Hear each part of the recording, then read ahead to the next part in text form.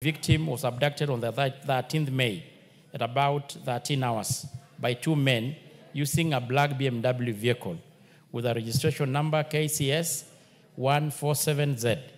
It was further established that the victim's mobile phone was switched off immediately after his abduction in Bangale town. Prior to the incident, the victim had been in communication with the individual whose phone number was traced to Mbalambale and has since been switched off. The DCI Crime Search and Intelligence Bureau is currently reviewing the call records of the victim with a view of identifying any suspicious phone number that the victim may have been in contact with. Additionally, a formal request was sent to the National Transport and Safety Authority to obtain the ownership detail of the suspected vehicle. A response was received providing a duplicate logbook of the vehicle, which confirmed that the vehicle, a black BMW registration number KCS 147Z, is registered under Mr. Mustafa Adan Ibrahim. The investigation team is therefore tracking Mustafa, who was considered a key suspect in the matter and was later located between Mandera and Wajir County. Investigations are still ongoing with effort intensified to apprehend the suspects and arraign them in court of law for the appropriation charges. And on the second question, Speaker, the police have intensified the investigation to ensure that the said person is expeditiously traced and reunited with the family, and to apprehend and arraign in court those who will be found responsible for the disappearance of the said person. Submit, Honorable Speaker. I think the rest are just standard response. Jacob.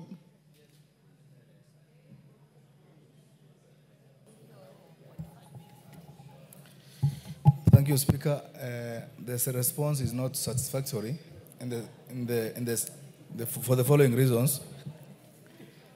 I am in contact with the family, and specifically the person who has reported the matter. Without cutting or casting aspersions on the investigation process, the family has not reported that specific registration number, and the source of that information is not known to us. And the second issue is about the named individual called Faisal. I think with a little more seriousness on the issue, the details of that individual will have been traced, and that matter was close to 4 or 5 months ago. The family, and as their representative, I believe that that information has not or is not satisfactory. Secondly, Speaker, is about that Bengal station. My constituency is about 13,000 square kilometers, and specifically, I have raised an issue about lack of patrols by police in the same area, because that was not an isolated matter. It is a case that has repeatedly been reported. And up to today, part of the response from the chair is that Bengal police station still has not been allocated any police vehicle, and the closest police vehicle is about 180 kilometers away for any response. God forbid, if anything happens today, there is no response that could be expected from the police around there. So my request to the chair is that, through the speaker, is that next time when that leasing process of the vehicles for security purposes is availed, stations such as Bengal and far-flung areas where the constituency is very vast should be considered and given a priority going forward. Thank you. Thank you. Tongo. Thank you, Honorable Speaker. You've heard the concerns of I did. So look at them and appraise him on what else you are doing. Well, Beatrice Kemei has come here. She says she had stepped out to respond to a biological emergency. And she's requested that we reinstate her statement. So go ahead and respond. Thank you, Honorable Speaker. Yes, Kamket, what is it?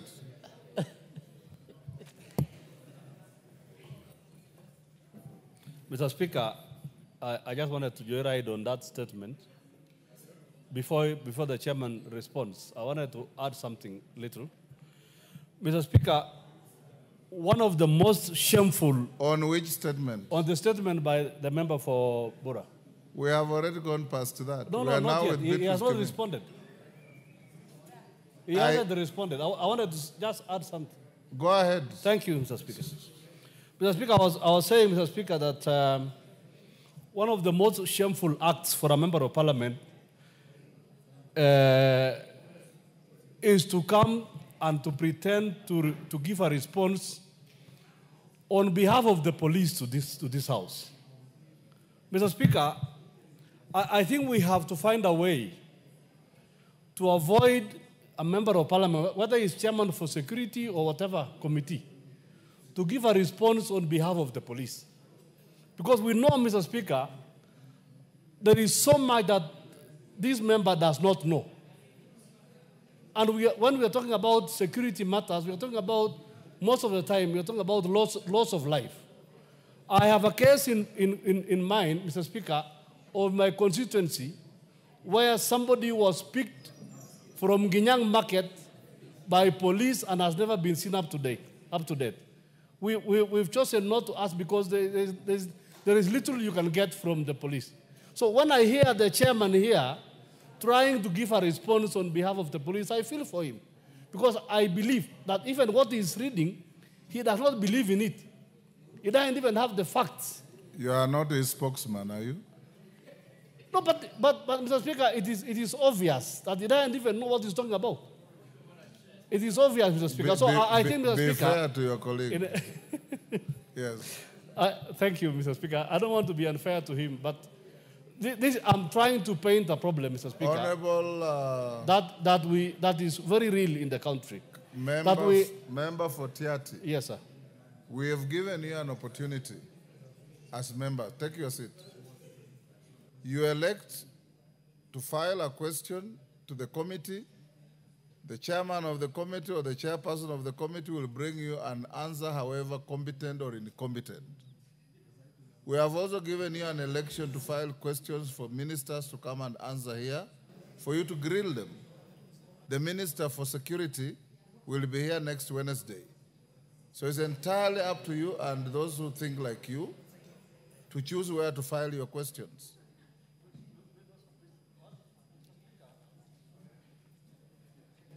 Yes, Kamket. Mr. Speaker, I want to add that even the Minister for Security is a civilian. Sometimes the statements he brings to this house, he is given stories that stories are jabber. Order, Honorable Kamket. I'm telling you, Mr. Speaker, this is the reality. Are you telling the House that you want the IG and other policemen to come here and answer questions? Under what standing order? Mr. Speaker, we have other agencies who come to this house, even in committee. We have to find a way of having those officers directly to respond to issues, either in plenary or in committee. Mr. Speaker, because the stories we are told, the security stories we are told, a member of parliament is given stories that he's not able to substantiate. We are not able to ask him subsequent questions. And these are questions that concern the lives of Kenyans, Mr. Speaker. That's all I'm saying. Yes, Kenyan. Mr. Speaker, the Honorable Kamket, having worked in Parliament under the old Constitution, remembers when we used to have the government question time and answer time, when questions would be filed on the floor of the House, and you deal with substantive office holders. I think what right now he's trying to imagine is how do we get out this conflicted system? And I think that's what BBI wanted to do. That is what NATCO report attempts to do. It's the high time that we think out of the box and face this challenge, because it's a constitutional problem. It's not the Speaker's problem. It's not your problem. It's not the problem of the chair of the committee. It's because of the system that we have. So it is the high time that we as members of this House think out of the box and bring back the glory of this House, so that the real business of running government is transacted in this House by the elected representative of the people of Kenya. And that is parliamentary system, and that's what everybody is yearning for. So let's support that initiative to bring back power to this House through a parliamentary system. Thank you. Before you respond to Kemei's request, Chairman, allow me to acknowledge in the Speaker's Gallery, Mumias Central Primary School from Mumias West, Kakamega. In the public gallery, we have Glorious Academy from Thika Town, Kiambu, Kapkwang School from Baringo, North Baringo, Kilel Stars Academy from Konoin, Bomet, Hoflo Junior Academy from Ainabkoi, Osingishu, and Chepseon Complex from Kipkelion East, Kericho. On my behalf and on behalf of the House, we welcome the students, their teachers, and those accompanying them to the House of Parliament. Thank you. Tongoyo, go ahead and respond to Beatrice Kemei. Thank you, Honorable Speaker. But, Honorable Speaker, I don't want to belabor on what you have already ruled on. But, Honorable Speaker, just allow me to respectively also weigh on what my brother had said. Our current standing orders are very clear on who responds to statement, to questions on behalf of members. But again, it's not limited to even the IG and the police officers appearing before the committees. And by then, we can have a session of interrogating issues that we need more deeper interrogation. So maybe, Honorable Speaker, the member may still have an opportunity, maybe through committee sessions. Honorable Speaker, on the issue of Honorable Kemei regarding the issue of GBV, the issue of gender-based violence, but maybe before, Honorable Speaker, just allow me, the Member of Parliament for Bura, you see, I've just come to sit next to me, is still having some issue on the response. And you remember we still have unfinished business with the CS on appearance before the committee on several unresponded statements. And we'll probably consider having him appear if we get that opportunity. Kemei? Yes. Then continue whispering to each other. Yeah. So when he appears, you can still come before the committee.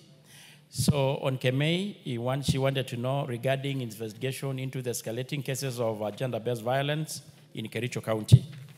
And I want to respond as well as Honorable Speaker, because I think she wanted the status of investigation into the reported femicide and GBV case in Kericho County, particularly the attack on Miss Mercy Chelagat and Miss Miriam Chelimo. And the report on the number of reported femicide cases between July, August, and April 2025. Honorable Speaker, Nicholas Koech reported at Jirimoni Police Station, VIDOB number 0621 of 2025 on the 20th April at around 9 hours. A reconciliation team arrived at his home from Lesirwa, Kipkelion village with intention to reconcile his daughter, Damaris, and her husband, Mr. David Kimtai. The two had a domestic dispute which had prompted Damaris to flee from her matrimonial home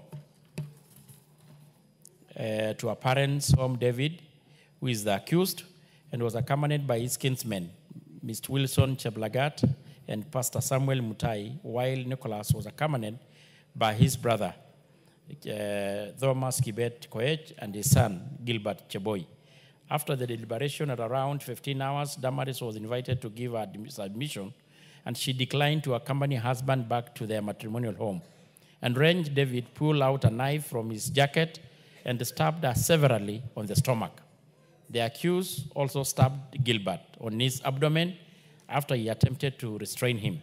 Their father, Nicholas, also sustained minor injuries, and neighbors who responded to the distress call subjected David to a mob injustice. All the injured persons, including the accused, were rushed to Kericho Referral Hospital.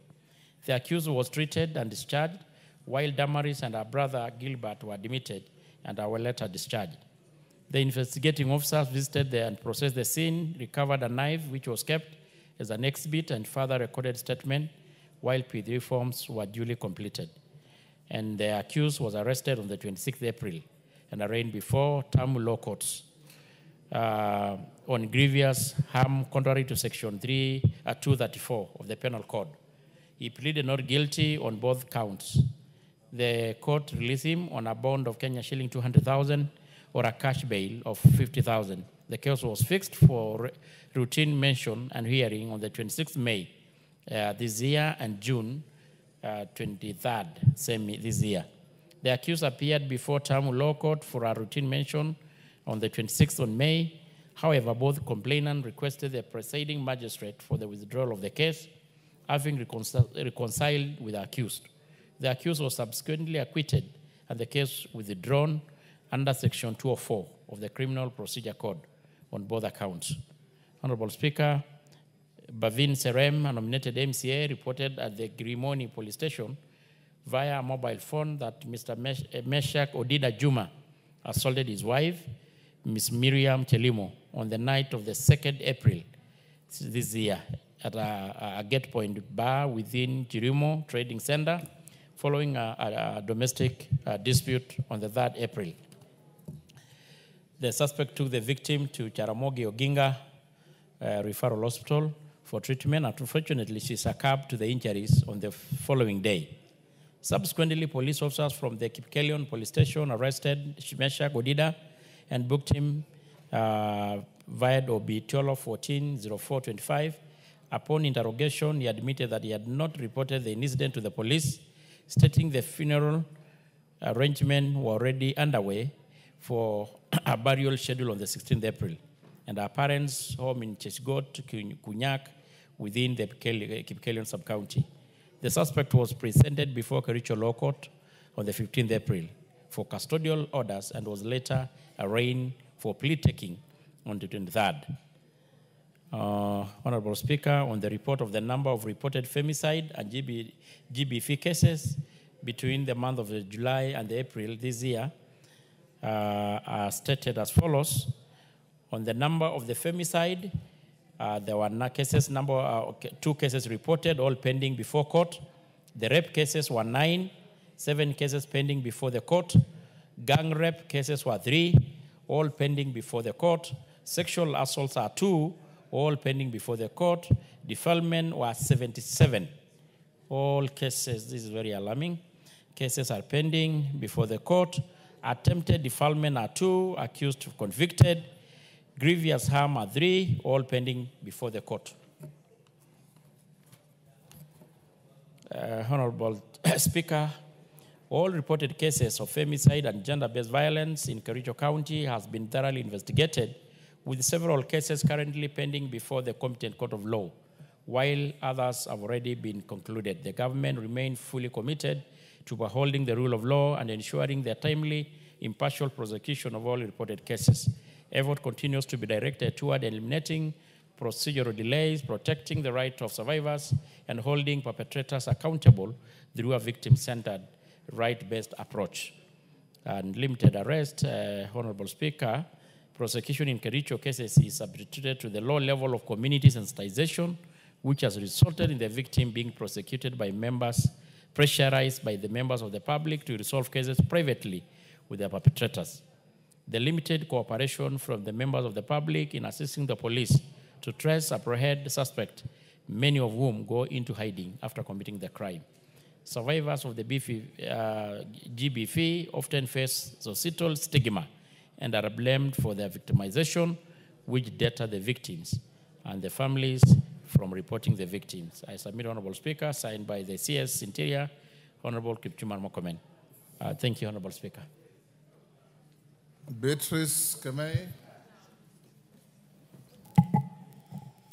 Thank you, Honorable Speaker, and especially the fact that you considered my request, having stepped out to make sure that I'm comfortable to listen to the chairman.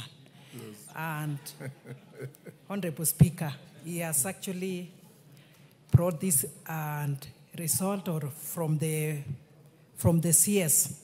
But Honorable Speaker, it is actually unfortunate that cases are alarming and rising. They are definitely alarming for a small count like Kericho. Yes.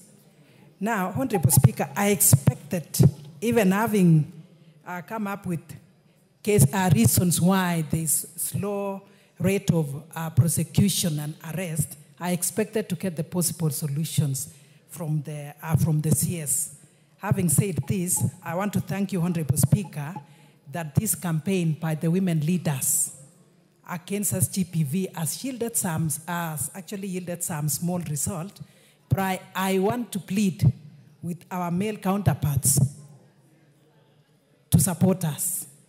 If we don't get support from our male counterparts, we will not go far. So, Honorable Speaker, I wish you can say something out of that whenever we are in any function, because SGPV is not for women only. It affects everybody else, but the most affected are women, Honorable Speaker. So for these cases of Kericho, they are alarming and rising every day. And Honorable Speaker, I also want to add that court cases take very long, and that is why, and some of them decide to withdraw and even to reconcile, and some are forced for reconciliation. So, Honorable Speaker, I ask that all the stakeholders come together to make sure that these cases go down. And it is not only in Kericho, across the country.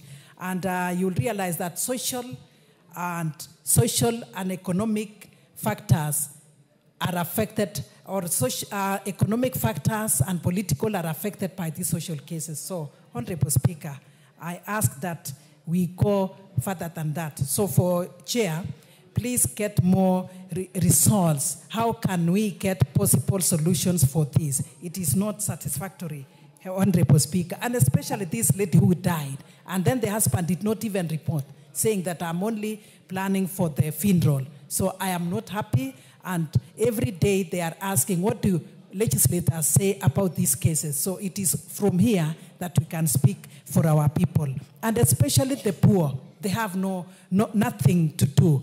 And Honorable Speaker, yesterday, while and Madam Speaker was holding brief for you, the case of the village elder was actually, the statement was answered. But Honorable Speaker, the issue that we have is that even families are not informed of where the case has reached. So I believe that the chair should go more further for that case. Thank you, Honorable Speaker. Mshomba, you want to joyride on that? Go ahead.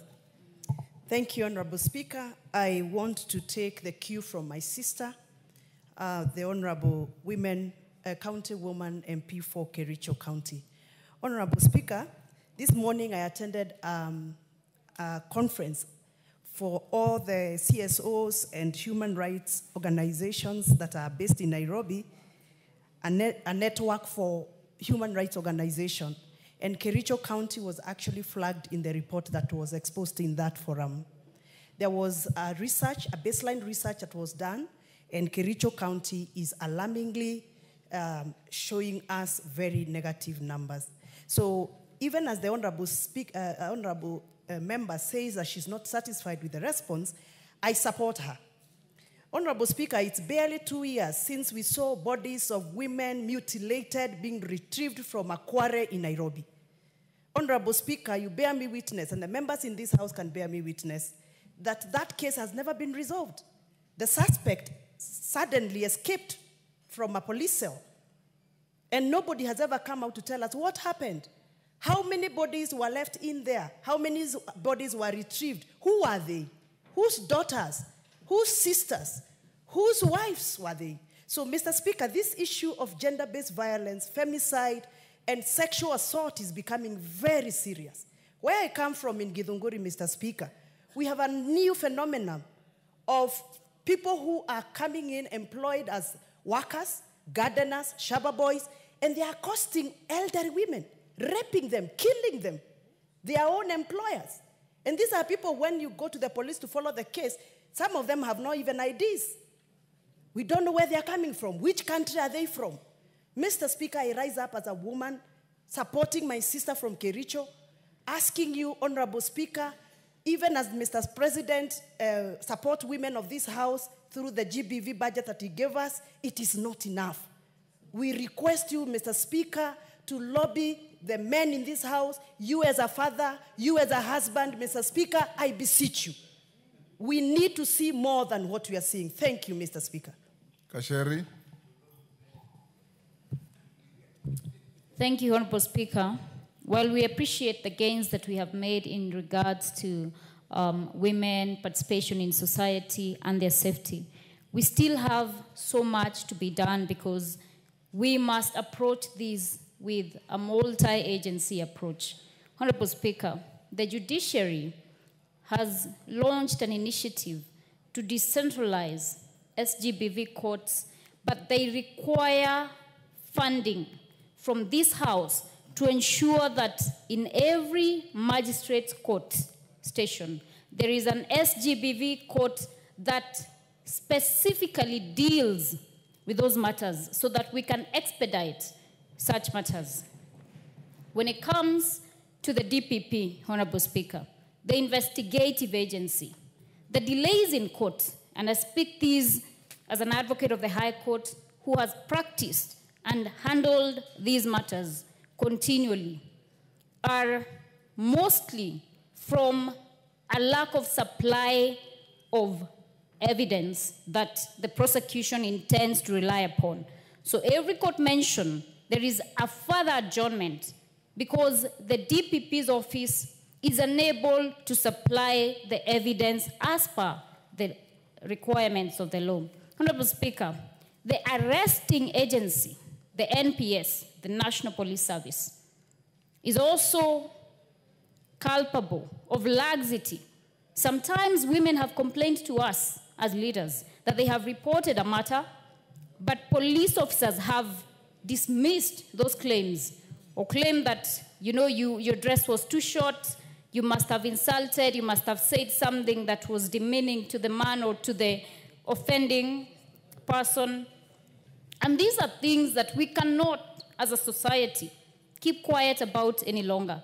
If we have only one single approach, Honorable Speaker, we will keep having these conversations, we will keep having delayed case matters, but if we have a multi-agency approach, involve the gender ministry, involve NGOs, involve the religious communities in Kenya, I am certain that we will mitigate such occurrences. Thank you, Honorable Speaker. Maisula. Thank you very much, Mr. Speaker. And I just rise to support the woman rep of Kericho. And thank you for bringing this statement. The issues are not specific to Kericho County.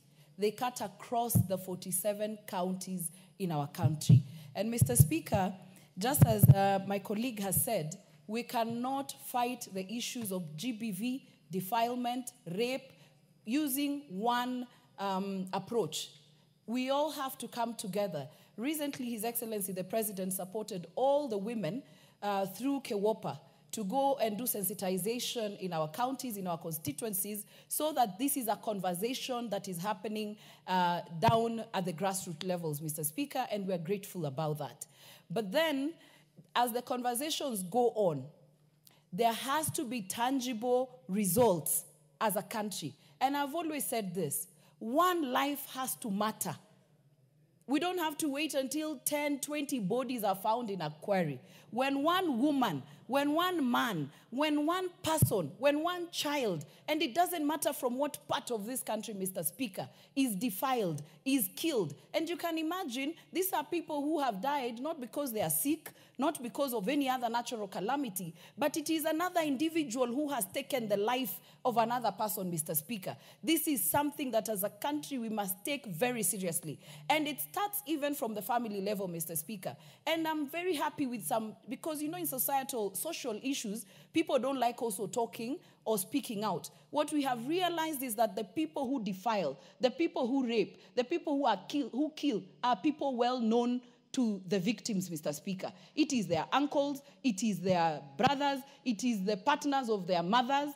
And there's this thing in the society where a partner, I have a case in Samburu right now, where we have a person who was a partner to the mother of the child, now raped the child. And we have Kenyans now, some people saying, what was that partner doing with that? It doesn't matter what relationship that man had with the mother. Children are not raped, they are defiled. Defiled, sorry. Yes, thank you, Mr. Speaker. So it doesn't matter the relationship that guy had with the mother.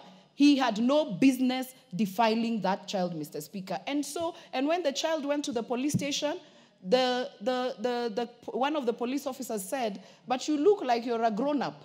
You know, just because the girl is big in body. So, Mr. Speaker, it starts from there. The DPP actually closed the file.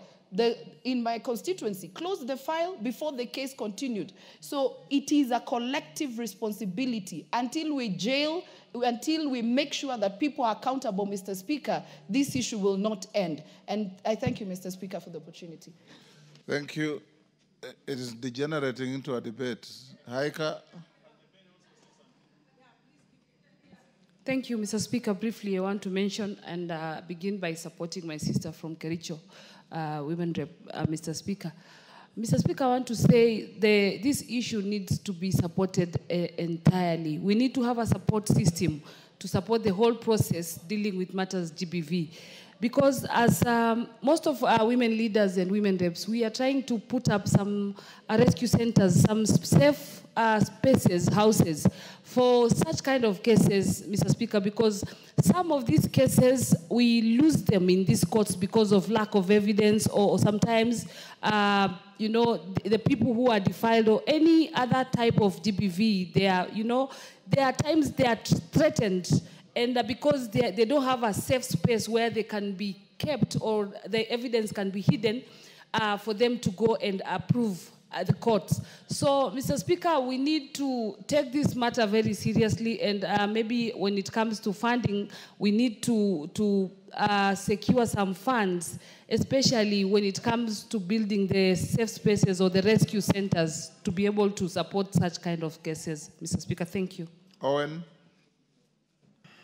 Yes, thank you very much, Honorable Speaker. Honorable Speaker, I stand to support my sister Beatrice Kimei and the other honorable members, the women that have spoken about this matter. Honorable Speaker, when a society, the big issue that society wants to deal with is rape, defilement, and all that, Honorable Speaker, the society is degenerating and not moving forward. As a civilized society, Honorable Speaker, and I want to speak to men in this country, we need to dignify ourselves and take a position that we must protect the ladies and the women and the children in this country, other than going out there to do the things that are unprintable that are done to young women, to small children, and to women. Honorable Speaker, as a country, I think Kenya has moved very fast in terms of industrialization, in terms of development. We have made a big step, but one step we must make is to walk away from issues of rape and issues of defilement as a nation. And that's where we can stand among the League of Nations and say, yes, we are a country that can be respected. Honorable Speaker, and I want to ask the police and the prosecutors and the courts to take these matters seriously and punish offenders severely to make sure that we do not only deter, but we say goodbye to these issues of rape and all that, so that we can put our resources in other things other than these rudimentary things of rape, defilement, and sex that is not permitted. Honorable Speaker, I support the statement. Thank you. Yes, Zamzam. Asante sana Mheshimiwa Spika, na mimi niweze kuweza kutilia pono dadangu alivyozungumza wa Kericho. Mheshimiwa Spika, hizi cases za defilement, za ulawiti wa watoto, wa mama kupigwa zimekuwa nyingi sana Mheshimiwa Spika. Juzi na jana Mombasa County tumeuliwa msichana mdogo anaitwa Mebakari, alifanywa vibaya akaja akabebwa maiti yake akatupwa kando hospitali. Mpaka wa leo hatujapata uhakika wa jambo hili, na yule mwanamke tayari mtoto wa kike ashazikwa Mheshimiwa Spika. Mheshimiwa Spika, mimi ningependa kusema hivi, koti zetu zinatuangusha. Hasa hawa maprosecutor wanatuangusha sana, na lazima waweze kutilia maanani kuwa hizi cases za wanyonge wao zitakuja kuwalemea hata mbele ya Mwenyezi Mungu. Mheshimiwa Spika, unapata mtoto mdogo amefanywa vibaya, mama akienda naye pale anaanza kuulizwa maswali ya kijingajinga, Mheshimiwa Spika, anaweza kumdharaulisha mbele ya watu, Mheshimiwa Spika. Na mimi nataka nimwambie Chief Justice, kule mashinani cases ni nyingi. Watu wanatoka mbali, anaambiwa nenda ukirudi kama kilomita 3 kutoka Mwakirunge kuja kotini, mpaka sasa ule ushahidi, Mheshimiwa Spika, unakuja unapotezwa. Mimi naomba tu atuongezee hawa magistrate wa kufanya hizi cases, aongeze katika haya makoti yetu, na tuwe na safe space. Kama Mombasa, mimi niko najenga ile GBV center ambayo nitaweka pale ndani. Lakini naomba pia na judge naye atupe wale magistrates ambao watatusaidia hizi cases ziweze kwenda kwa haraka, Mheshimiwa Spika. Hawa utapata tu kule kotini wao wanaangalia mambo ya hongo. Mtu ambaye yuko innocent utapata anasumbuliwa pale kotini, anazungushwa. Lakini kesi kama hii unakuja unaambiwa walikuja wakaelewana.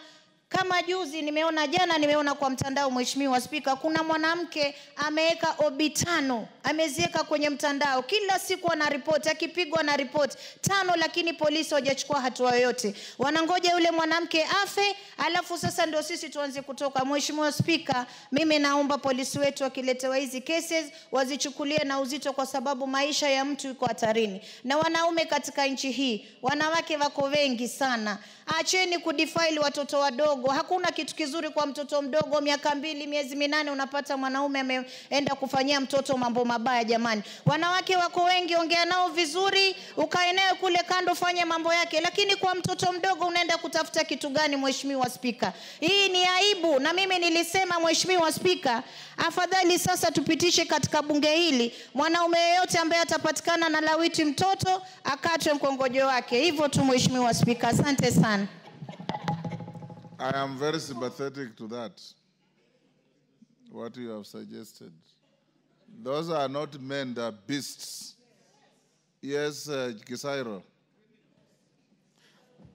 Thank you, Speaker. I would like to support our colleague member on the issue she has raised. Honorable Speaker, as I was driving here, actually that was the discussion going on in our vernacular radio station, Egesa, on the increased cases of child defilement.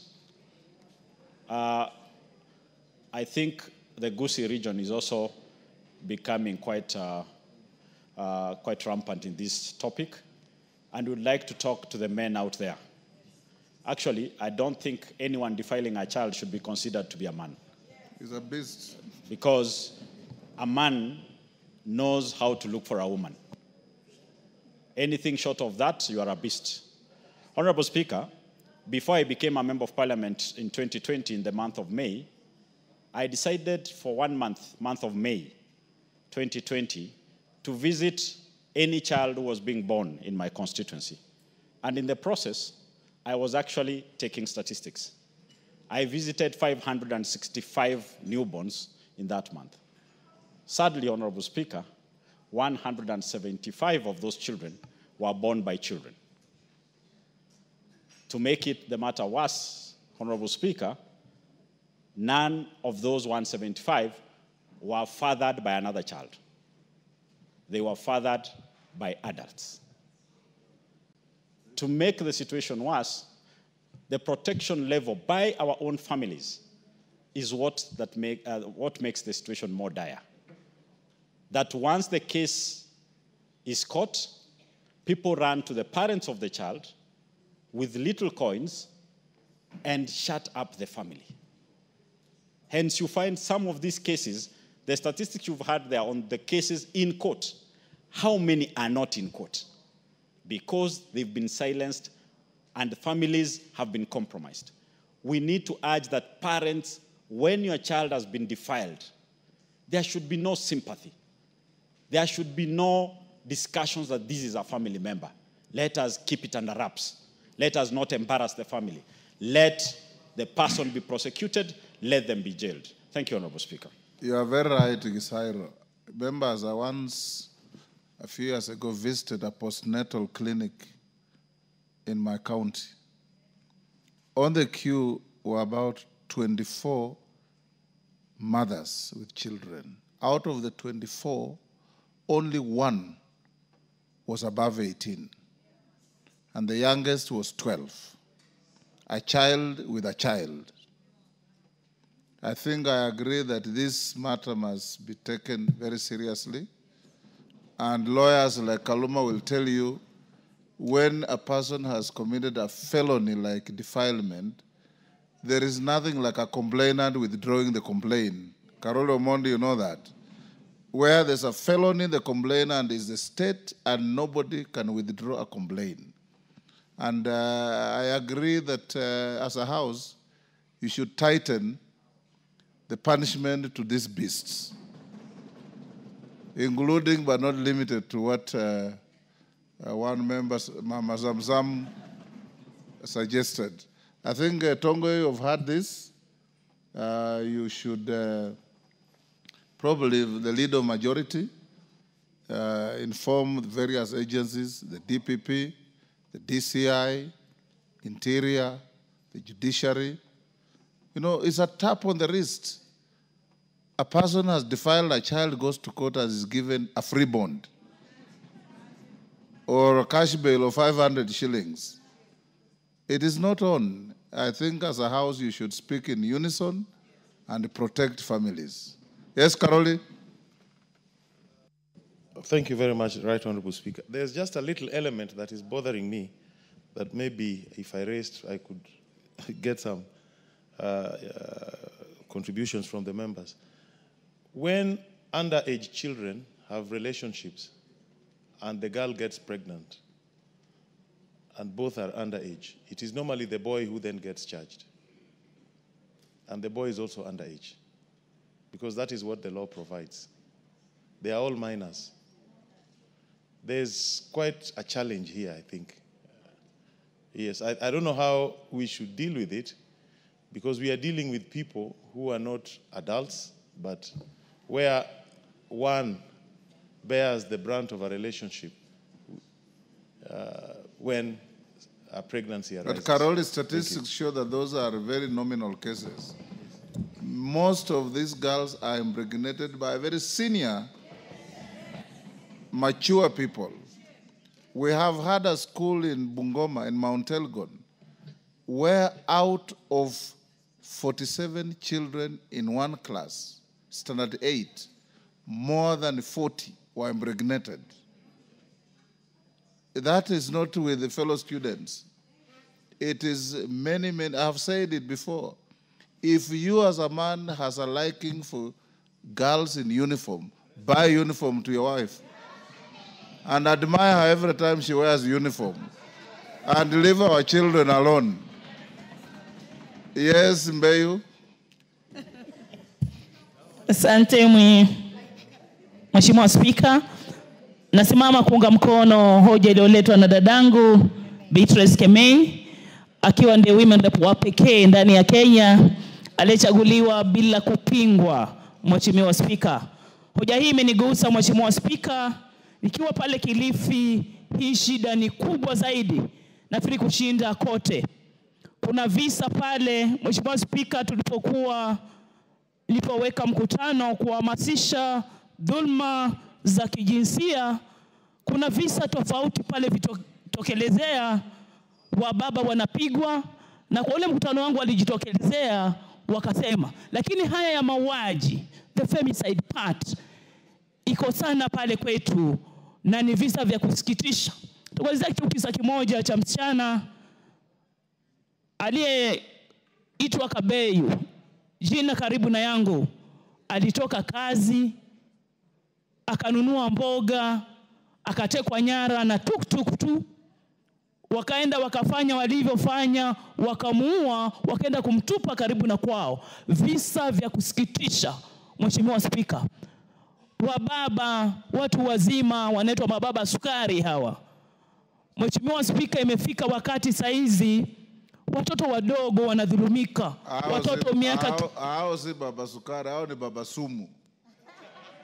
Zamani walikuwa wanaitwa baba sukari, sasa ni baba sumu. Na Mheshimiwa Spika, watoto wadogo, kuna itikadi nyingine kutoka kwa jamii fulani ati wakitumia hawa watoto wadogo, wakidhulumu watoto wadogo, wanatoa virusi vya ukimwi, ambao ni uongo. Mheshimiwa Spika, kuna hiyo itikadi. Wanatumia vitu ambavyo havistahili. Wamama wengi wanadhulumika, watoto wengi.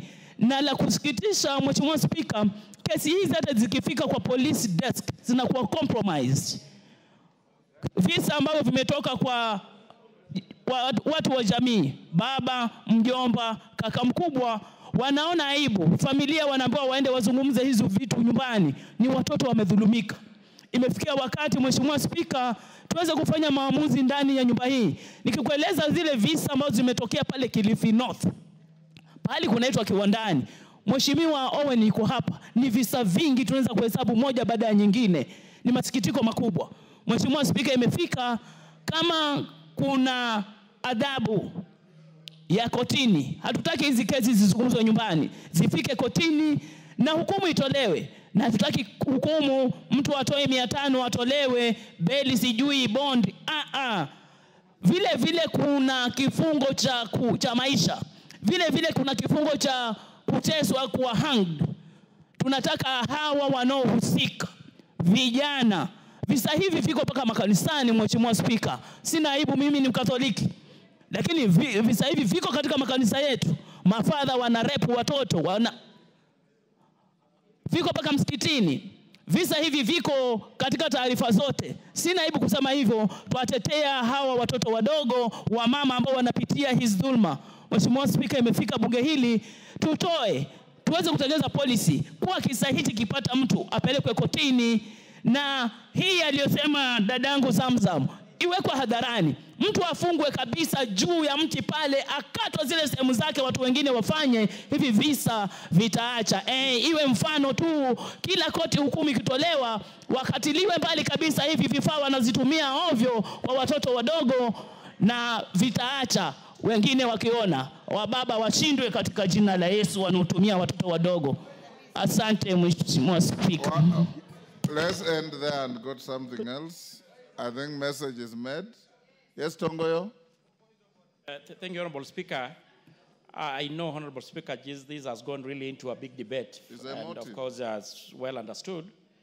Honorable Speaker, I think that we should not end this one here. Because looking, Honorable Speaker, into these figures, it is really a cause of concern.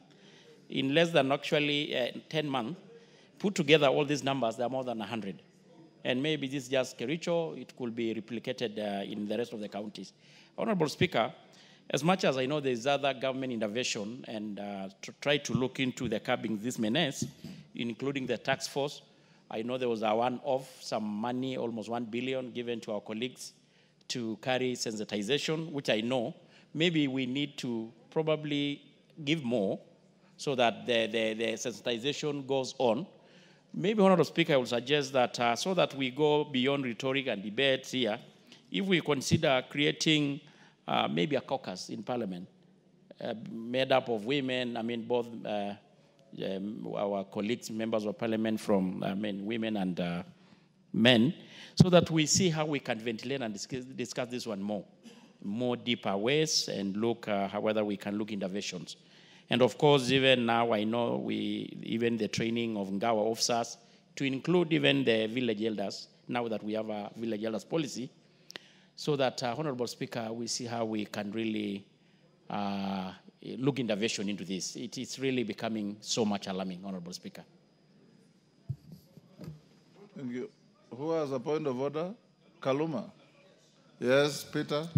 Honorable Speaker, I tried to catch your attention while Honorable Mbei was speaking. Honorable Speaker, the matter we are discussing is a very serious matter. And we are talking of criminals defiling and engaging in gender-based violence.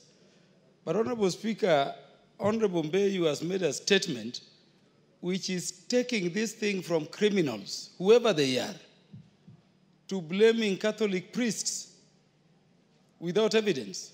And Honorable Speaker, I wanted to request that be excited and expunged from the answered. Whether you are a priest or whoever, if you do this, you are not doing it because you are a priest, you are a criminal. Yes. It cannot be deflected to the religion in which we are. Yes. And fathers who commit and devote the whole of their lives in service of faith. Thank you, Kaluma. I agree. Religion has nothing to do with it. We expunge all references to religion. Criminals are criminals regardless of their religion. Yes, Emasa, I had crossed this river. Honorable Speaker, you know this is a very serious issue. I just wanted to give some, to put an input to the chair that the support that we were given as women for advocacy against GBV is not sufficient. And furthermore, it's only given to women MPs and county women MPs. But what is happening in counties and constituencies where we do not have women as elected leaders? There is no advocacy. There is nobody talking about anti-GBV. So if we are to get more support, let's get enough support so that even our men counterparts, colleagues, get money and help us in advocacy in constituencies and counties where we do not have women MPs. Thank you. Let's go to the response to Joseph Munyoro. Yes, Konzrai. Seeking your guidance because yesterday the chairman Interior had promised to give me a preliminary statement about the disappearance of somebody. The abduction of Karisa Charo Mai. Yes. On 16th of July, 2024. Are you ready, Chairman?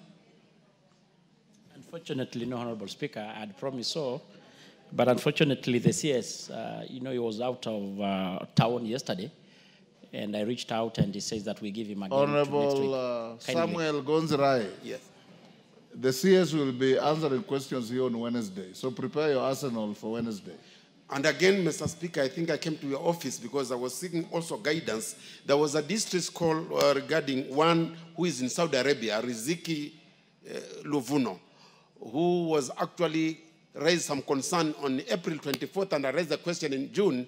To date, the select committee on diaspora has not actually responded to this question.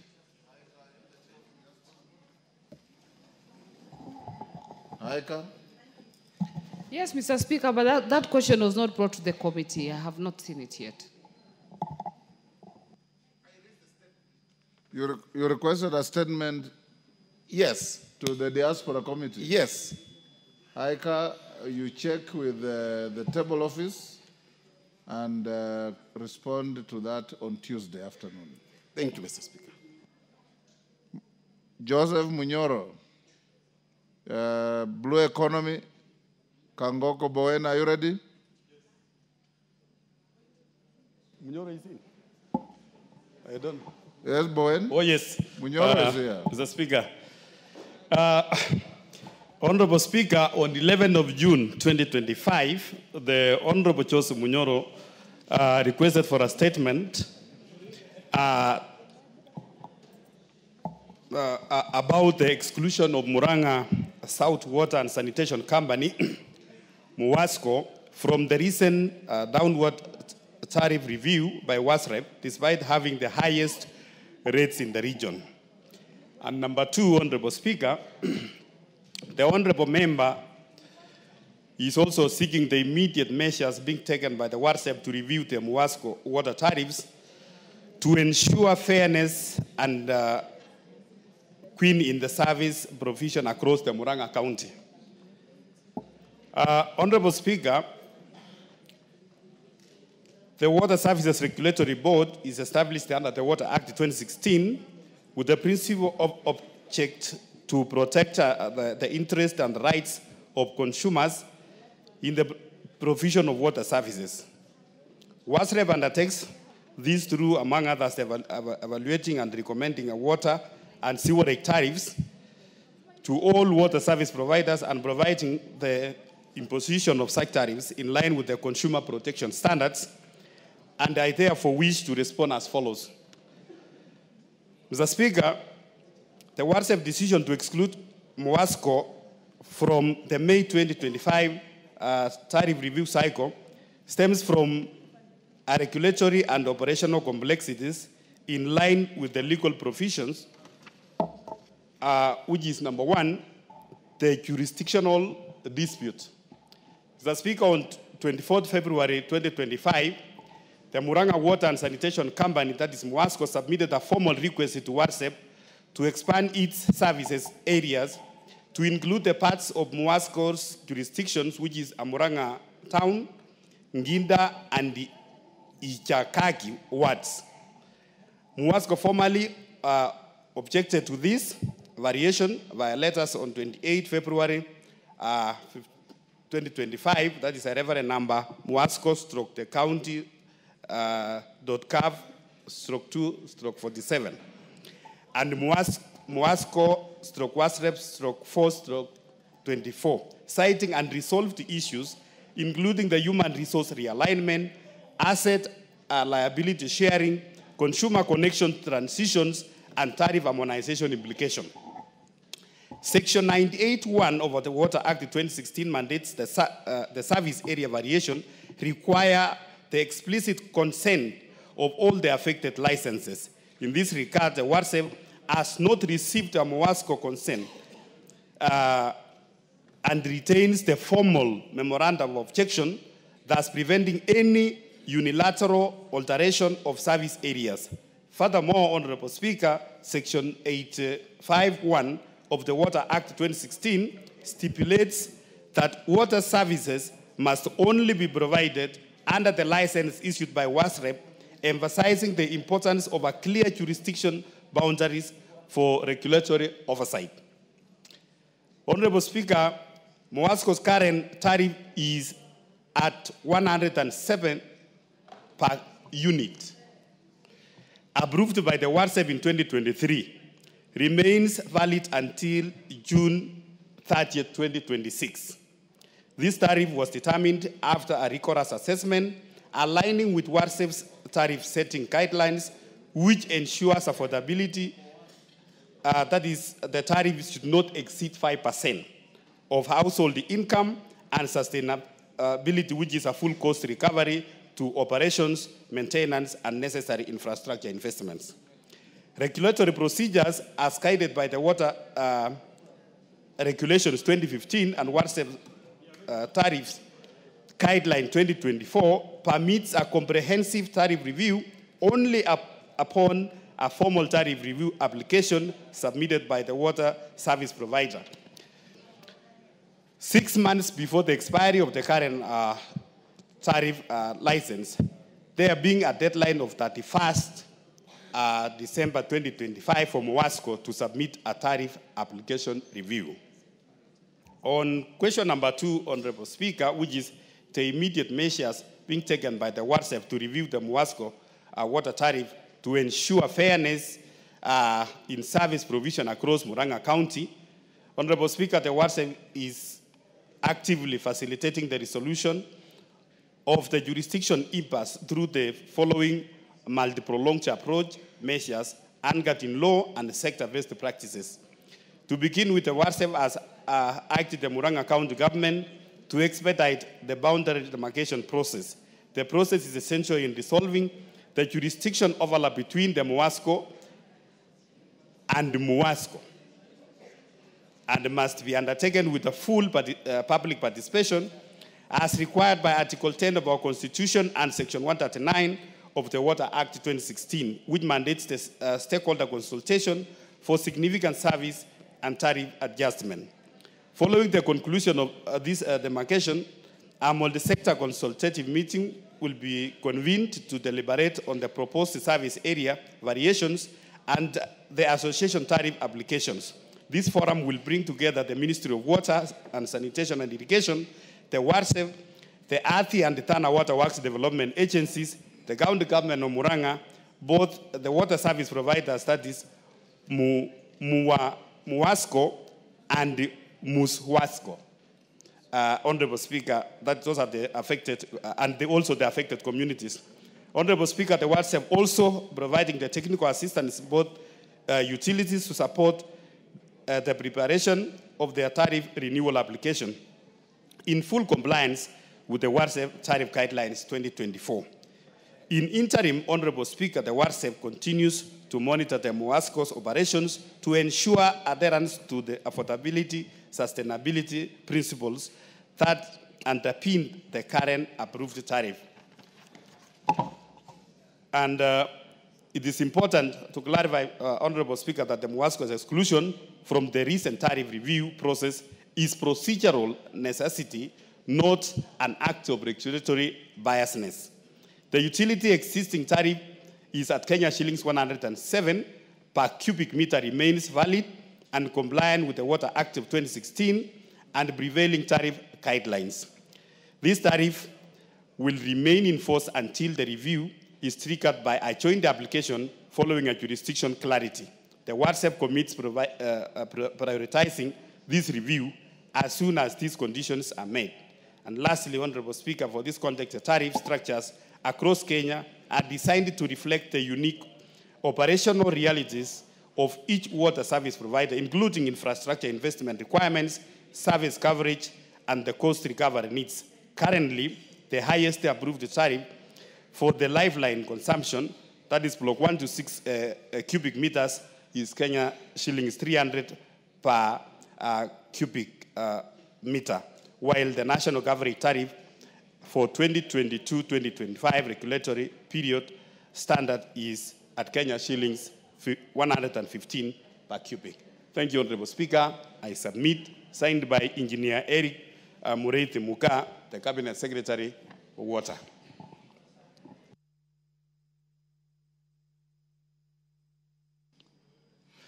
Yeah, let me interrupt the proceedings to welcome and visiting schools to the National Assembly. Honorable members, in the public gallery are pupils and students of SDA Cap Keringon Comprehensive School from Mosop constituency, Nandi County. They are welcome to the National Assembly to observe proceedings. Is Honorable Joseph Munyoro satisfied with the response? Thank you, Honorable Speaker. I'm not satisfied. And Honorable Speaker, I'd like to know what happens when a question is not answered. Do I resubmit the statement, or do they invite the water service provider so that we can have a discussion? Because I think they completely misunderstood. One of the reasons I'm saying this is simple. I asked what the basis for Murang'a South Water and Sanitation Company, whose tariffs were not reviewed, as they reviewed all tariffs of all water providers in Murang'a County. The reason, one of the reasons, because I think it's not even a reason, it's an excuse, they are saying that Murang'a Water and Sanitation Company, that one provides water in Kiharu region, apparently submitted a formal request to expand their services to Muswasko's territory, whose request Muswasko refused. And based on that, they refused to review tariffs of Muswasko, who is not the offending party. So, Honorable Speaker, I was not asking the question after the dispute was resolved. I was asking the question with the current status quo, that already Muswasko have a jurisdiction. They provide services to residents of Kegumo constituency, Kadara constituency, and parts of Maragua. Why were their tariffs not reviewed without the issue of the dispute? And Honorable Speaker, if you were to wait for the tariff of the dispute to be refused, what happens if it's never sorted? Do they continue suffering? And why are we punishing innocent people? Because residents are not part of the dispute. The dispute is among companies, water service providers. I've carried for very long. Two, I don't know when you are. They claim that the tariff was determined after rigorous assessment. And I'm wondering whether other tariffs were not, or if the fact that it was a rigorous assessment, then it's too much work to do the same so that they can review the tariff.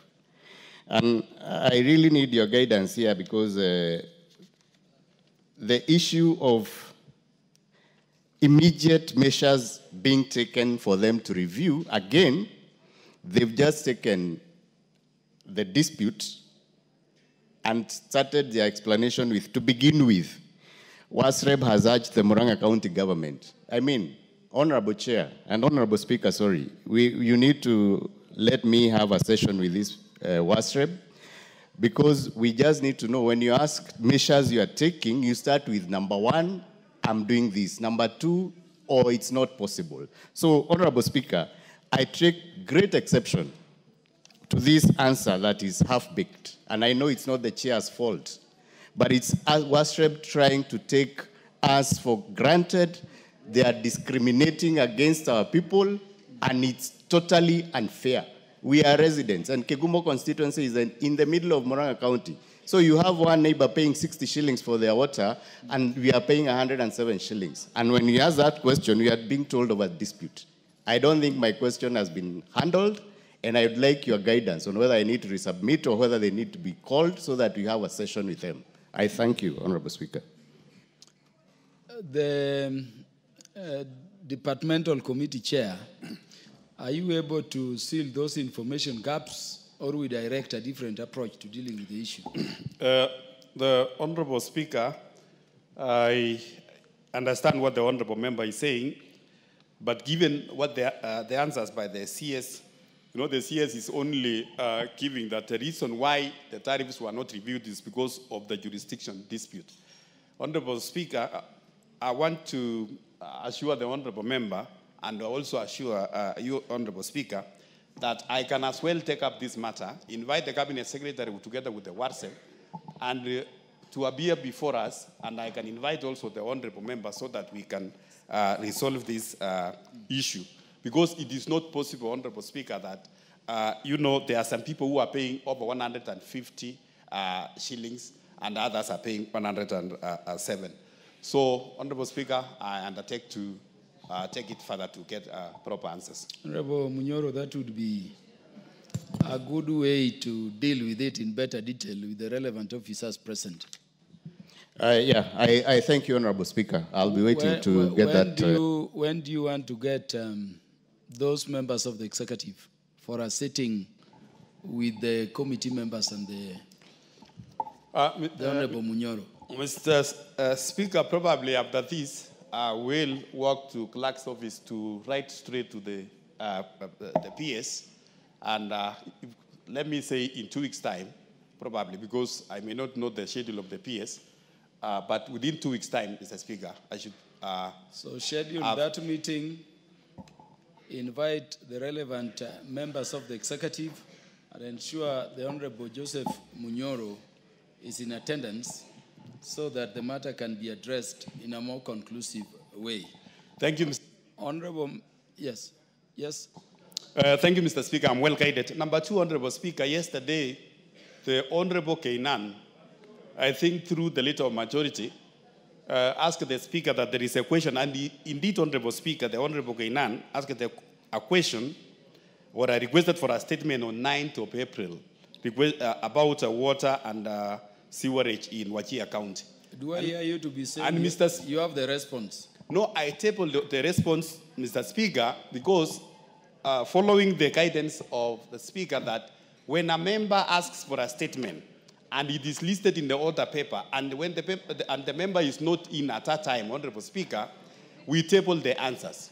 And I tabled the answer or the response by the Honorable Kenyan, Honorable Speaker, and it's on an answer on 29th of May 2025. Good.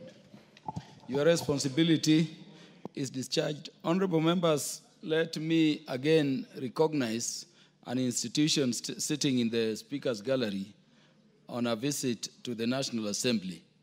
This is Simat Comprehensive School from Kapseret constituency in the Great Uasin Gishu County. On my own behalf and on behalf of the Speaker of the National Assembly and the House, you are welcome to the National Assembly to observe the proceedings. This is where we make laws for the country. This is where we oversight the national government. And this is the house from which all Kenyans are represented. May you continue with your learning sessions. Welcome. I wanted us to go to the next issue. Yes, give Honorable Makali Mulu the mic. Yeah, thank you so much, Honorable Speaker, for indulging me. I just wanted to share experience on this matter which you have just directed. I was once in that situation where I was not happy with the response from the chair of a committee. And the way you have proposed, Honorable Kagogo, is the way to go. That's why we are going for where you summon the PS and the concerned parastatal or water body, and then you can invite the honorable member to be sorted out, I can assure you. Because I got a very good response after we started our team. So I support that approach. No, they are both not there. Yeah, the advice is taken. Could you call what I'm seeing as the response to response number 5, the question by the Honorable Charles Onchoke. The Chair, Departmental Committee on Education. Do we have the response to the question which was asked by Honorable Charles Onchoke? Mr. Speaker, Honorable Charles Onchoke had written to our clerk that he was out of the country and he wished his response to be done when he's present. So he requested that we stand it down until when he's available. Because I don't have information from the clerk, that question under the standing orders will stand dropped because Honorable Charles Onchoke is clearly not in the House. Could we have the response in relation to the question by Joshua Kandie, MP? Is the Honorable Joshua Kandie in the House? Honorable Speaker. Also not there. He's not there, but Honorable Speaker, I just would like to table it because Honorable Kandie was invited to the committee while the response was being given, and he did ask any follow-up questions he may have wanted. So I think it's only appropriate that I can just table it. Yeah, then table the document. The Honorable Kandie and any other member interested to see what the response is can pick it from the table and see what the response is. What of the question by Honorable Joshua Kandie? Do we have the response? Who is representing the Departmental Committee on Education? Is the one I've just... That is the one you have tabled. Yeah. Oh, so it was, Joshua Kandie twice. Huh? Yeah, so the response can be picked from the table as directed by Honorable Joshua Kandie. The response number 5 to the question by the Honorable Irene Kasalu, MP. I can see Honorable Irene Kasalu somewhere in the House. Do you have the response by the Departmental Committee on Health? Yes, we do. Yes, Chair. Thank you, Mr. Speaker. In response to a request for a statement by Honorable Dr. Irene Kasalu, MP, regarding the unlawful detention of the body of the late Mrs. Priscilla Nyokabi Gaku by Kenyatta National Hospital. Mr. Speaker, this is a response from the Minister in reference to the letter by the Clerk of the National Assembly on dated 30th June 2025 addressed to the Cabinet Secretary, and the response as follows. 1. Reasons for the detention of the body of the late Ms. Priscilla Nyokabi Gaku by Kenyatta National Hospital from 30th May to date, the 2024 to date. Honorable Chairman and members, the late Ms. Priscilla Nyokabi Gaku was admitted to Kenyatta National Hospital private wing referred to here as KPCC on 2nd April 2024, where she subsequently underwent surgery. Upon admission, both the patient and the sister signed the admission questionnaire confirming their understanding of the hospital's credit limit policy, which caps allowable credit at Kenya shillings 200,000. In line with the established KPCC private wing credit policy, the hospital does not offer waivers or extend social work services for patients admitted under this category, that is in the private wing. Clients are informed of these financial obligations at the point of entry and are required to acknowledge by signing the admission documentation their commitment to fully settling the associated charge. During her stay at the private wing, it was observed that Ms. Priscilla Nyokabi Gaku exceeded the agreed limit outlined at the time of admission, despite effort by the hospital to engage the next of kin on settling the bills. The discussion was unsuccessful. As a result, the patient was transferred to the General Hospital for continued care. At the time of transfer, the outstanding bill stood at Kenya shillings 1,155,486, of which Kenya shillings 235,000 was paid, leaving a balance of 920,406.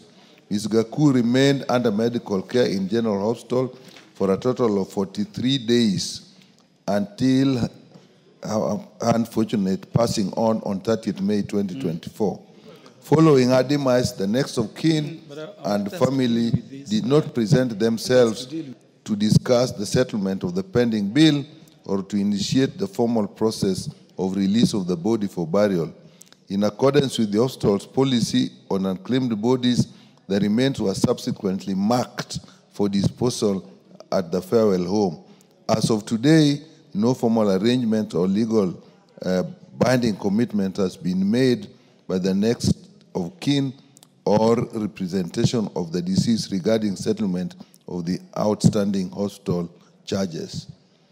Mr. Speaker, in regard to steps being taken to ensure that the family of the deceased is able to collect and bury their loved one without further delay, the Minister answers, the hospital administration confirms that the body will be released to the family and is ready to engage with them on appropriate modalities for this process.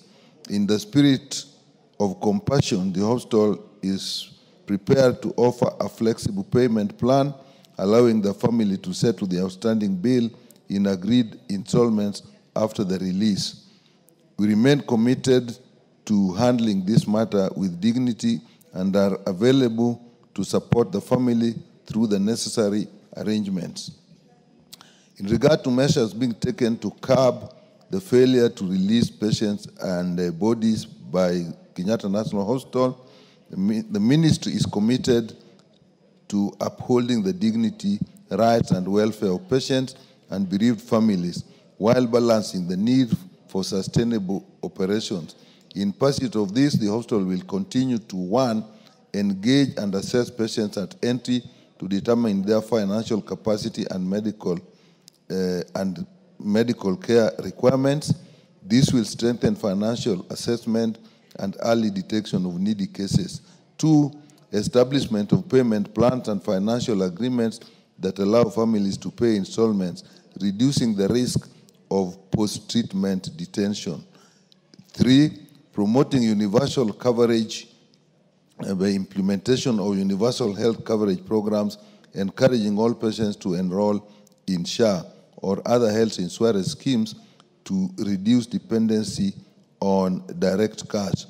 Mr. Speaker, further to this, we had a contact with the Cabinet Secretary, and he has actually agreed that they'll get the body released to the family. So that is the response. When did you say the body is being released? They are actually in the process and are expecting the family members to get in touch with them to get the body released. Yeah, Honorable Nyikal, I have issues with that response. I hope you also note there are issues. And I wish all members, more so Senior Counsel Tiendia Molo, I see walking out. Senior Counsel Tiendia Molo, Honorable Rosa Buyu, this is a matter which required a bit of your legal, mind. I don't know whether the Speaker will be in his right place to call you back to take your seat. Yeah, please do. Please do, because this concerns the matter as to whether there is security in a dead body, which is something hospitals are doing across. Honorable Irene Kasalu, are you satisfied with this response? Thank you, Honorable Speaker. And from the onset, I want to say that I'm not satisfied. The report says that the family has not presented itself. The family has been there numerous times, and they're being taken in circles with endless move from this office to the other office, and it's now 14 months, and this body is yet to be released. I spoke to the spouse of the deceased this afternoon, and he was at the mortuary, at the morgue, and the body is yet to be released. So, Mr. Speaker, I seek that the committee continues to engage the ministry until this body is released. Thank you, Mr. Speaker. Honorable members, at the very heart of this request is whether hospitals where any person dies can hold the body as security pending payment of hospital bills. And I requested Honorable Amolo to step back, not just as a senior counsel, but also because I remember a short while back, the High Court made a determination on this matter and directed that you cannot hold a dead body. And so what Honorable Nyikal is telling us is how the hospital can only sustain itself in what I believe against the law. Honorable Amolo, guide us on this matter before you go to those other national issues.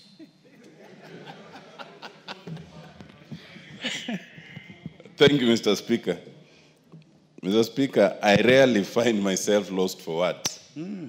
But on this, I am a bit lost, especially because I didn't quite follow the context. But to the extent of your briefing, I would say two things. First, that a distinction must be made between private hospitals and public hospitals. There are things private hospitals can do which public hospitals by law ought not to do. And in the event that we are talking of a public hospital, then the question of sustainability in terms of profit making ought not to arise and ought not to be the primary consideration. The second issue, which however is constitutional, is the right and entitlement to emergency medical treatment. Now, that is a constitutional right that accrues and covers both private and public hospitals. I would imagine that the dilemma some hospitals have faced, and I have suffered this myself, even as we speak, 2 of my constituents have been detained after passing on, one in a private hospital and one in a public hospital. For the private hospital, their argument was that they admitted as an emergency, but when the emergency ceased, they could not discharge because of risk of death. And that now that the person passed on, they ought to be paid what they were entitled to, and we are still engaging. And I think that to that extent, many members here are in a similar situation. But as for the public hospitals, I think, and in compliance with the High Court order, the High Court did order that whatever the circumstances, you cannot detain a deceased person's body to await payment of hospital bills. I think the hospitals must devise different ways of securing part of their payment, even from other people, without waiting that their own patient will become security in the event that they are deceased. Because I think that is demeaning to the deceased person, is demeaning to the family, and it becomes an impossibility. Because some of those instances, just yesterday I was being told of a situation of one of my constituents who has accumulated a bill of 9.5 million. And so some of these hospitals also intentionally sustain the patients, even when knowing they are beyond the point of redemption, just knowing that in African tradition, most people will not allow the deceased person to remain there. So it becomes a way of profiteering. I would urge that beyond any specific answer that would be given to this question, it should become an institutional issue that the committee should actually investigate, take into account the High Court decision, and come up with a recommendation that can be adopted by this House. Because we are all suffering and we all get these reports in this context. But I think merely an answer that says, the hospitals must sustain themselves would be insufficient. And I would agree with Honorable Kasalu. Thank you very much. The Honorable Dr. Wilberforce Oundo.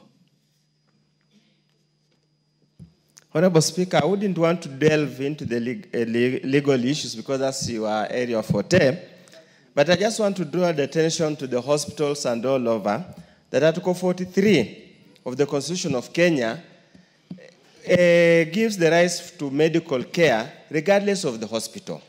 So at the starting point, no hospital should deny any human being, any person of whichever status in society, the right to medical care. Honorable Speaker, for any given time, it's the expectation of the patient when they walk into the hospital that they will get medical care and live to tell the story. Honorable Speaker, there have been many cases where patients have died because of hospital negligence.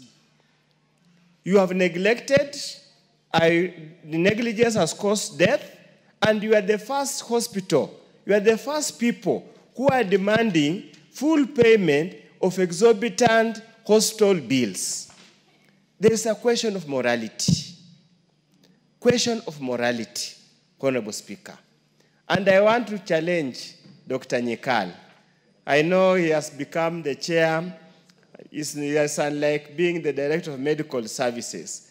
He's now the chair of the Committee of Health, where he has to listen to his fellow medics, but then he must also listen to the patients and listen to the families of the patients who suffer the trauma. Honorable Speaker, have you ever walked to a hospital or a mortuary? You are going to pick the body. You are psychologically set to go and bury that body. Then you are told, sorry, you can't pick the body because you must pay. How can a dead body be alien? Mama Lucy Kibaki asked, how can the dead learn lessons? So what lessons are you teaching the dead? We need to style up. I totally agree what Dr. Otieno Molo has said. Hospitals must devise a way to ensure they have a way of collecting the money. In any case, Honorable Speaker, even if you are making profits, there's some abnormal profits that are excessively abnormal. You have a moral duty to plow back to society. Once you lose once in a while, you will recover another time. Dr. Nyikal, kazi kwako. Thank you, Honorable Speaker. Lastly, Honorable Jaldesa. Thank you, Mr. Speaker. You know, this is a very sad situation that a body has been detained in a hospital, in a government public hospital, for more than 1 year. It is not acceptable. What I wanted the chair of health to tell us is, do we have a legal position, policy position, that says that a sick person who has been discharged from hospital should be released, once discharged, should be released within a certain period of time? That when somebody dies, traditionally, Mr. Speaker, when a body has not been claimed in 2 weeks, there are two options. Either the hospital takes the burden of burying it through the city council, or donate the body to the anatomy laboratory in Chiromo. Keeping the body for 14 months is unacceptable. And we need to know, how long do we want to hold on to the body? How long do we want to hold on to the sick person waiting to be paid? And we need to have a policy position that the chair of health from the ministry should guide us, so that the people know. Holding the body just because you want to pay bills. And SHA, Mr. Speaker, SHA pays only a very small proportion of the bills. So what happens to the balance? Because when we were passing the law on SHA, we had said that nobody should be raising fund to pay hospital bill. What is it that now, all of a sudden, SHA cannot pay? And that you only pay a small proportion and the family will cater for the rest. And yet, we know the level of index of poverty in this country. Thank you, Honorable Jaldesa. Lastly, Honorable Karoli Omondi, Honorable Gishimu, and Honorable Ferdinand Wanyonyi, for 1 minute each. Chair, I must request for a little more time. You ordered me to come back, and I've applied my brain. So please indulge me. You ordered me to come back. You're already eating into your please. time. Honorable Speaker, let me begin by saying that all these questions we are grappling with have already been answered by our Constitution and by the laws of this country. let me start by saying categorically that there is no property in a dead body. Equally, there is no property in a person. That is why we have rules against servitude, slavery, and the rest. There is no property in a person. Equally, there is no property in a dead body. And if that is the case, a dead body can never be security. So you cannot detain it in settlement of outstanding financial obligations. Secondly, let me also acknowledge that under our laws, death creates certain ways of dealing with liabilities. As a sick person, that I owe the hospital that liability. But once I'm dead, the liability moves to my estate. And the law provides for the rules how to deal with liabilities of a dead person. So you cannot detain my body. You then have to deal with my estate. That is what our law says. Thirdly, Honorable Speaker, let me also say that you cannot detain a person after treatment. That is deprivation of their liberty. And liberty is one of the rights that cannot be limited if you look at our Article 24 and 25. Even if you want to limit my freedom of movement, you can only do so by order of the court. In other words, the hospital has to go and say, we are detaining Karoli Omondi, we have treated him, he owes us money. The court has to give them an order, but they cannot stop me from leaving the hospital. Honorable Karoli Omondi, let me interrupt you. Yes. To acknowledge an institution I see in the speaker's gallery. They are actually living. May they hold, let them not leave before they are.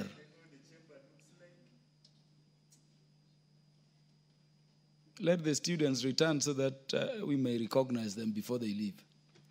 Yeah, so in the speaker's gallery, we have students from Thao Kingley School, Nakuru Town Constituency, Nakuru County.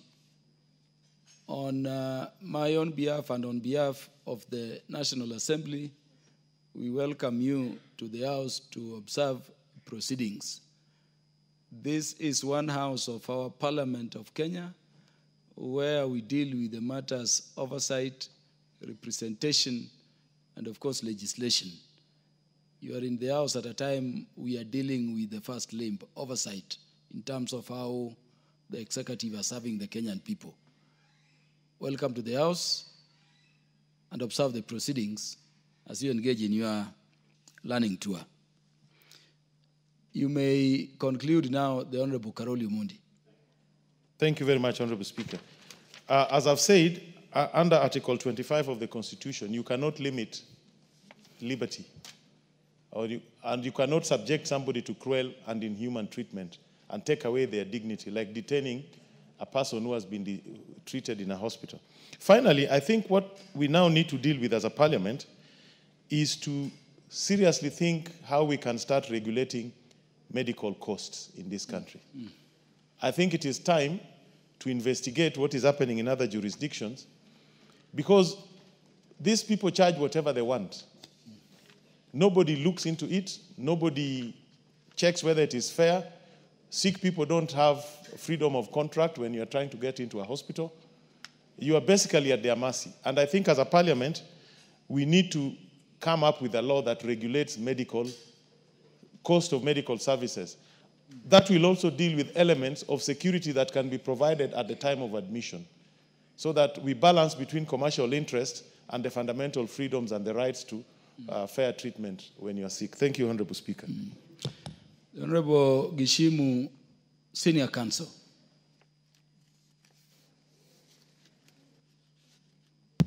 Thank you, Honorable Speaker. And let me associate myself with the concerns by Honorable Kasalu on this matter. This matter is both a legal and a moral matter. Legal in the sense that the Constitution and even the High Court has already pronounced itself on this matter, that a body can never be a security for a bill, a dead body. or a deceased person cannot, to be a security for any bill. And Honorable Speaker, what even concerns most of the bills that are demanded by hospitals are bills for people who have passed on. Why?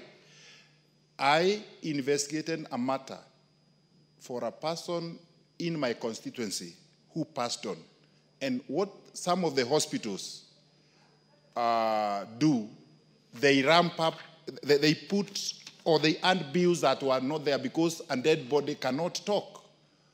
So you find once as a person passes on, there is a lot of things and a lot of money that is ramped up on the bill so that the relative of this person can pay. So I think this is a matter, I agree with my colleagues, that we need a policy,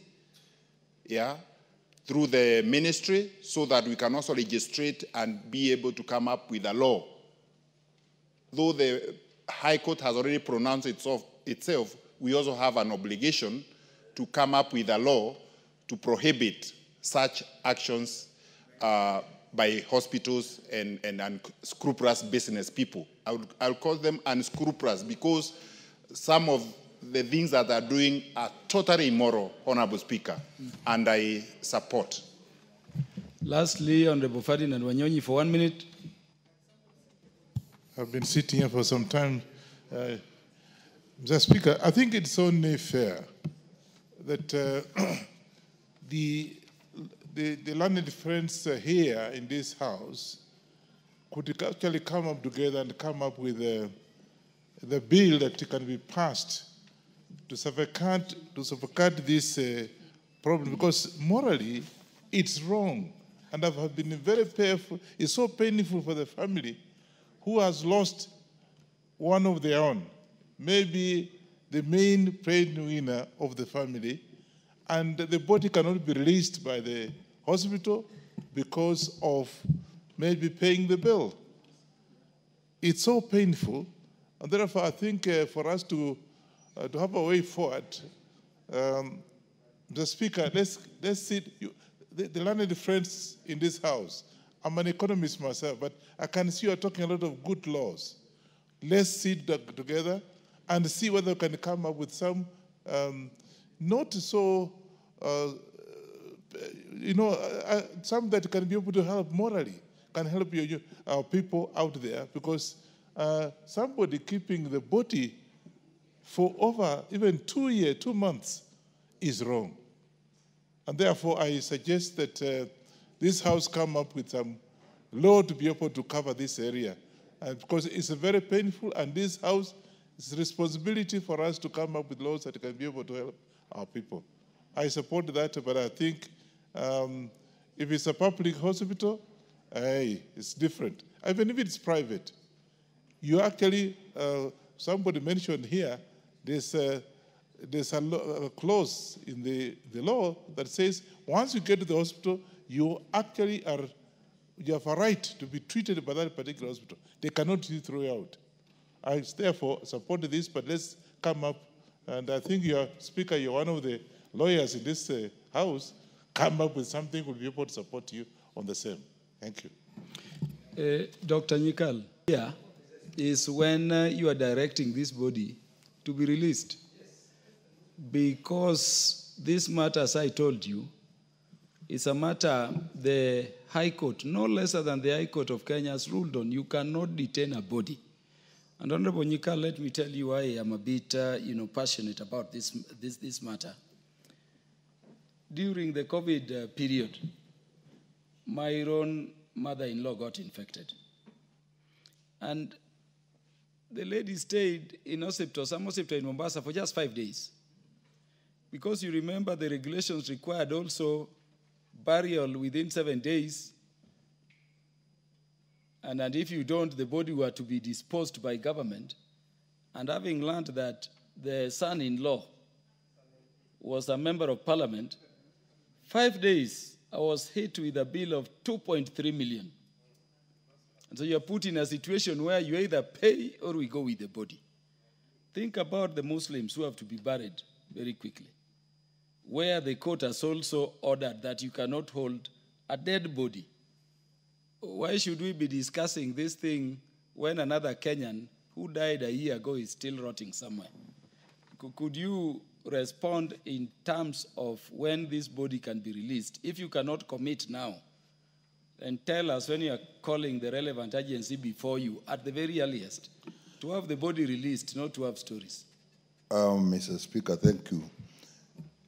I did actually realize that this is actually an extremely important matter, and there is a lot more behind it than just a simple question of when the body is released. I did take up this matter with the minister, even as late as yesterday, with the PS as early as today, and they have confirmed to me that this body is to be released. Actually, they were talking of today. So if that has not happened, we'll take that matter up, and I agree with Honorable Kasalu that the committee undertakes to follow this matter up with the Kenyatta National Hospital until the body is released, and I don't think that should go beyond 1 week. If that, by the early next week, Monday, Tuesday, if this has not happened, the committee will take up to call the cabinet secretary to the committee and with Honorable Kasalu and get this matter resolved. As Mr. Speaker, this to me has raised very many issues, and you know, in my capacity, it's a thing I've thought about even before. Our Constitution, Article 43(1), as was actually quoted, says the right to health to everybody. But actually, Article 43(2) go and says the state will provide for those who cannot provide. So in that case, it is obvious that if it is a public hospital, that the matters should actually be taken up more urgently. Honorable Tiende raised the issue of what about the case of a private hospital? I think the Constitution doesn't seem to make a difference. No, does not make a difference. Does not make a difference. Honorable Nyikal, having committed to secure release of the body, I don't think you need to... I need to raise some issues that have been raised that are actually important for members to look at. The issue then has come, in that case, we have public hospitals that also have private wings. Do they now operate with that or not? So that's another policy issue that we have to look at. Honorable Tiende raised the issue of people staying into hospital when it is clear that death is now inevitable. I know that relates to the issue of people who are in ICU and are being supported, ICU support. What we need to look at in the law also is the definition of death. To a large extent, we are still using the heart stopping as a definition of death, but that is tricky because somebody can stay alive by that definition for many months on